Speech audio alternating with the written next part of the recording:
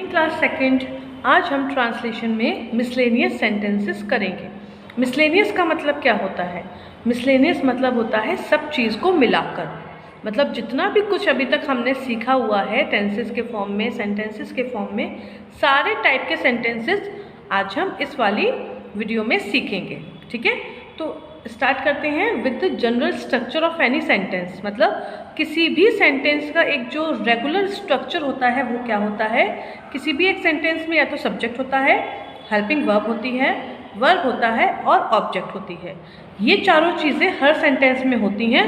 बस कभी कभी क्या फ़र्क पड़ता है, किसी सेंटेंस में सब्जेक्ट नहीं होता जैसे कि इम्परेटिव, किसी में हेल्पिंग वर्ब नहीं होता जैसे कि प्रेजेंट इंडेफिनिट, किसी में ऑब्जेक्ट नहीं होता। ये तो किसी भी सेंटेंस में हो सकता है, आपने काफ़ी सारे सेंटेंसेस देखे होंगे। किसी में वर्ब नहीं होता जैसे कि दिस इज़ माई बैग, तो इसमें वर्ब नहीं है, इसमें केवल हेल्पिंग वर्ब यूज़ हुई है। तो मेरा मतलब क्या है, जितने भी सेंटेंसेस होते हैं उनमें इन सारे जो चार पार्ट्स मैंने आपको बताए हैं, subject, helping verb, verb and object, इनमें से या तो सारे भी हो सकते हैं या फिर एक नहीं हो सकता है, कुछ भी हो सकता है। ठीक है, लेकिन जो मेन चेंजेस होते हैं किसी भी सेंटेंस को बदलते समय, मतलब अगर एक बेसिक सेंटेंस की बात करें तो जितने भी चेंजेस होते हैं वो होते हैं हमारे हेल्पिंग वर्ब और वर्ब में। ना तो हमारा सब्जेक्ट चेंज होता है, ना तो हमारा ऑब्जेक्ट चेंज होता है। अब ये कैसे होता है, इसको समझने के लिए हम पहला सेंटेंस अपना देख लेते हैं। पहला सेंटेंस क्या है? तैराक नदी में तैरता है। तैराक क्या काम करता है? नदी में तैरता है। अभी तक तो आपने जो सेंटेंसेस देखे थे, जैसे कि आपको पता है एक पर्टिकुलर टाइप के थे, तो हमें मालूम है इसमें कौन सी हेल्पिंग वर्ब लगनी थी, कौन सी नहीं लगनी थी। लेकिन अब तक आई होप आपको सारी हेल्पिंग वर्ब की कौन से टाइप में कौन सी हेल्पिंग वर्ब लगेगी समझ में आ गई होगी। अगर नहीं आई है तो ये आपका फॉल्ट है, ओके, लेकिन आपको ये करनी है क्योंकि आगे आपको प्रॉब्लम हो सकती है। तो इसमें सबसे पहले हम देखते हैं वर्ब और helping verb either in English और हिंदी। तो यहाँ पर है तैरता है, तो ये दिखाता है कि ये उसकी हैबिट है, वो ये काम करता ही रहता है। तो ये हो गया हमारा कौन सा टेंस हो गया? प्रेजेंट इंडेफिनिट का। कौन सा टेंस हो गया? प्रेजेंट इंडेफिनिट का टेंस हो गया। अब बात करते हैं तैराक की। काम करने वाला कौन है? काम करने वाला तैराक है। इसका मतलब क्या हुआ कि तैराक जो है वो हमारा सब्जेक्ट हो गया। तैराक क्या हो गया? तैराक हमारा सब्जेक्ट हो गया। ये हो गया हमारी वर्ब, इसमें हेल्पिंग वर्ब प्रेजेंट इंडेफिनिट में होती नहीं है। और नदी हो गई ऑब्जेक्ट, क्योंकि वो कहाँ पर तैरता है? नदी में तैरता है। तो मेरा मतलब ये है कि जब सारे टाइप के मिक्स सेंटेंसेस आपके पास हों तो आप कैसे फाइंड आउट करोगे कि किसी पर्टिकुलर टाइप का ये सेंटेंस है? उसके लिए आपको सबसे पहले वर्ब और हेल्पिंग वर्ब यानी कि क्रिया और सहायक क्रिया देखनी होगी, उससे आपको पता चल जाएगा। और जो भी चेंजेस होते हैं वो यहीं पर होते हैं, बाकी हमारा सेंटेंस सेम रहेगा। तो स्टार्ट करते हैं सब्जेक्ट के साथ। स्विमर, स्विमर हेल्पिंग वर्ब होती नहीं है, वर्ब स्विम्स, क्योंकि सिंगुलर है तो वर्ब में एस और ई एस लगाएंगे। स्विमर स्विम्स कहाँ पर? Into the river. Swimmer swims into the river. अब इसी सेंटेंस को अगर हमें प्रेजेंट कंटिन्यूअस टेंस में चेंज करना है तो उसके स्ट्रक्चर में आईएनजी आता है। तो swimmer is swimming into the river. तो चेंजेस कहाँ हुए? केवल वर्ब और हेल्पिंग वर्ब में। इसी प्रकार सारे टाइप के सेंटेंसेस ऐसे ही होते हैं। अगला है हम कागज़ पर लिख रहे थे। हम क्या काम कर रहे थे? हम कागज़ पर लिख रहे थे। ठीक, तो इसमें काम कौन सा हो रहा है? लिखने का। लिख रहे थे कौन से टेंस की याद दिला रहा है? थे से पास्ट टेंस, और लिख रहे थे मतलब काम चल रहा था। लिख रहे थे का मतलब क्या है? काम चल रहा था। तो पास्ट कंटिन्यूअस टेंस। सब्जेक्ट क्या है? हम, क्योंकि काम करने वाले हम हैं। और जो बाकी बचा वो हमारा ऑब्जेक्ट। तो सब्जेक्ट से स्टार्ट करते हैं। We were. पास्ट टेंस में प्लूरल के संग वर लगता है। वी वर लिख रहे थे, राइटिंग। उसके बाद क्या आएगा? उसके बाद आएगा कागज़ पर। कहाँ पर लिख रहे थे? कागज़ पर, तो on the paper. We were writing on the paper. Next one is बच्चे कक्षा में शिक्षक का इंतज़ार कर रहे हैं। क्या काम हो रहा है? इंतज़ार करने का।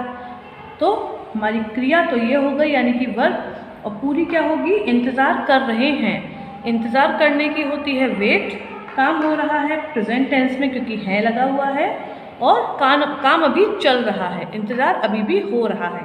तो इंतज़ार कर रहे थे, सॉरी हैं, आर वेटिंग, क्योंकि प्लूरल है तो आर ही आएगा, तो आर वेटिंग। काम कौन कर रहा है, बच्चे।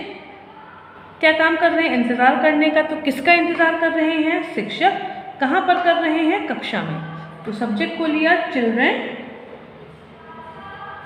आर वेटिंग, किसका इंतज़ार कर रहे हैं, for the teacher, for the teacher. कहाँ पे, इन द क्लास या फिर क्लासरूम। सब्जेक्ट को लिया और सेंटेंस के पीछे से करना, ट्रांसलेट करना स्टार्ट कर दिया। अगला देखते हैं, वे नदी में पुराना सामान डुबोएंगे। वे नदी में क्या काम करेंगे, उनके पास कोई पुराना सामान है उसको डुबोएंगे। जैसे गणपति विसर्जन के टाइम पे हम गणपति जी का विसर्जन करते हैं नदी के अंदर, जो कि गलत बात है। तो अब क्या, उनके घर का पुराना सामान है बेकार, उन्होंने सोचा इसका कुछ हो तो रहा नहीं है, इसको नदी में डुबा दो। तो वे नदी में अपना पुराना सामान डुबाएंगे। तो काम हो रहा है डुबाने का, और इस वर्ड को देखकर हमें लग रहा है कि फ्यूचर में काम हो रहा है। काम अभी चल नहीं रहा, तो ये हो गया फ्यूचर इंडेफिनिट। काम करने वाले हैं वे, ठीक है। और क्या काम करेंगे, क्या डुबाना है उनको, पुराना सामान। कहाँ पर, नदी में। तो सिंपल सी बात है, subject will sink, they will sink, डुबाने की होती है सिंक। क्या, the old items, they will sink the old items into the river, into the river. वे नदी में पुराना सामान डुबाएंगे। वह कमज़ोर व्यक्ति को बुला सकता है। वह क्या काम कर सकता है, कमज़ोर व्यक्ति को बुला सकता है। अब किस लिए बुलाएगा, उसको इलाज करना है, उसको कुछ टिप्स देनी है, उसको खाना खिलाना है, कुछ भी रीज़न हो सकता है, what ever may be the reason. काम हो रहा है बुलाने का, सहायक क्रिया के रूप में हुई है सकता यूज़, काम करने वाला है वह। तो सब्जेक्ट हो गया ही, पीछे से चलते हैं, ही बुला सकता है, can call, he can call, किसे, द वीक। कमज़ोर की क्या होती है, वीक, व्यक्ति की होती है पर्सन। यहाँ पे WEEK वाला वीक मत लिख देना, हफ्ता नहीं है, ये कमज़ोर वाला वीक है, WEAK, ठीक है। Now let's see the next sentences. हमें बासी खाना खाने से बचना चाहिए। ये बात तो बिल्कुल सही है कि हमें कभी भी बासी खाना जो होता है उसको खाने से हमेशा बचना चाहिए। बासी खाना खाना जो होता है वो सेहत के लिए अच्छा नहीं होता, तो बचना चाहिए। अब तो ये इंस्टेंटली आने चाहिए, बचना चाहिए, शुड सेव या फिर मस्ट सेव, सोचना भी नहीं है, शुड सेव या फिर मस्ट सेव। हमें सब्जेक्ट हो गया तो वी मस्ट, ये तो भाई कंपल्शन है ना हमारे लिए। अवॉइड, सॉरी, सेव होता है बचाना, अवॉइड होता है बचना। तो वी मस्ट अवॉइड खाने से, क्या खाने से, बासी खाना।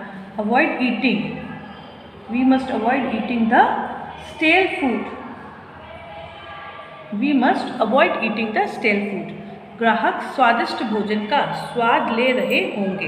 ग्राहक क्या काम कर रहे होंगे, स्वादिष्ट भोजन का स्वाद ले रहे होंगे। इट हैपन्स लाइक हम लोग कभी रेस्टोरेंट में जाते हैं और वहाँ पे क्या करते हैं, टेस्टी टेस्टी खाना मंगाते हैं अपनी चॉइस का, और फिर खूब स्वाद लेके खूब मज़े से खाते हैं। तो काम हो रहा है यहाँ पे स्वाद लेने का, स्वाद ले रहे होंगे। क्या है हमारा वर्ब और हेल्पिंग वर्ब, स्वाद ले रहे होंगे। कौन ले रहा होगा, ग्राहक। किस चीज़ का, स्वादिष्ट भोजन का। सारे वर्ड्स की इंग्लिश हो गई। तो सबसे पहले लिखते हैं ग्राहक को हम या तो बोलते हैं कस्टमर या फिर कंज्यूमर, तो हम कुछ भी लिख सकते हैं, कंज्यूमर लिखते हैं, कंज्यूमर। होंगे तो प्लूरल हो गया, विल बी। टेस्टिंग, स्वाद लेने का क्या होता है, टेस्ट, तो ले रहे होंगे testing, testing the tasty food. अब एक बात और बतानी है आपको, जब भी किसी वर्ब के लास्ट में ई होता है और उस वर्ब में हम ING लगाते हैं तो क्या होता है, ई हटकर हमें ING लगाना होता है। जैसे कि टेस्ट, तो टेस्ट में भी तो ई लगा है, तो मैंने यहाँ पे ई हटा के ING लगाया है, जो आप में से बहुत बच्चे नहीं करते, मैं काफ़ी टाइम से नोटिस कर रही हूँ। बीच में एक आध बार वीडियो में मैंने बोला भी होगा, बट आप लोग कंटिन्यूसली ये काम कर रहे हैं।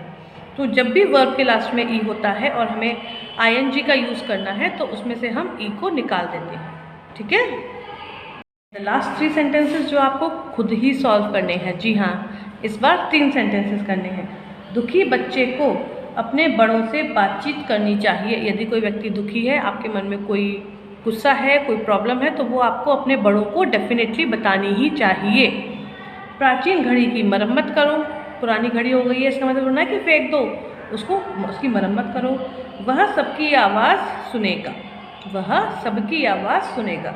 तो ये 3 sentences including the earlier 7 ones आपको अपनी नोटबुक पर अच्छी हैंड राइटिंग में, yes I repeat it, in a very good hand writing and in a proper pattern करना है। तो आज के लिए बस इतना ही। ज़्यादा हो गए 10 सेंटेंसेस, बट ये मिसलेनियस वाले थे इसलिए मुझे ज़्यादा देने पड़े।